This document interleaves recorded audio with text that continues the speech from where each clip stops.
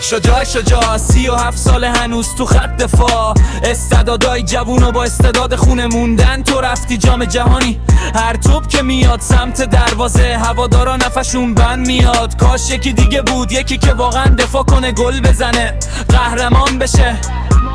دیگه همه خسته شدن از این اشتباهات تکراری. تو هر بازی یه خط تا هر طور نمنت یه آشی جدید. محبوبیتت شده صرف، کامنتا پر از فوش و خنده و تمسخر. همه میگن برو کنار داداش، دیگه وقتشه یکی بهتر بیاد. نام تو دل مردم جا نگرفته، همه ولت کردن. تو استادیوم فاش میشنونن، تو اینستاگرام میسازن. 37 سال سن داری، هنوز همون شجاع همیشگی. جای تو باید بازی کنایه جوونو با استعداد میرفتن جلو. عینک گذاشتی، پیراهن در آوردی، بازم گلت آفساید شدی. شادی خنده دار شد سوژه، همه دارن بهت میخندن.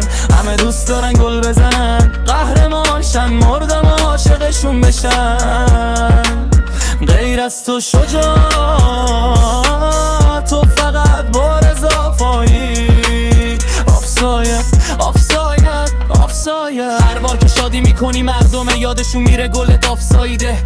عینک آفتابی حرکتای خاص، ولی نتیجه صف مطلق. هوادارا میگن کاش تو ترکیب نبودی، یکی دیگه جای تو بود. تو فقط حاشیه میسازی، نه گل نه دفاع درست نه محبوبیت.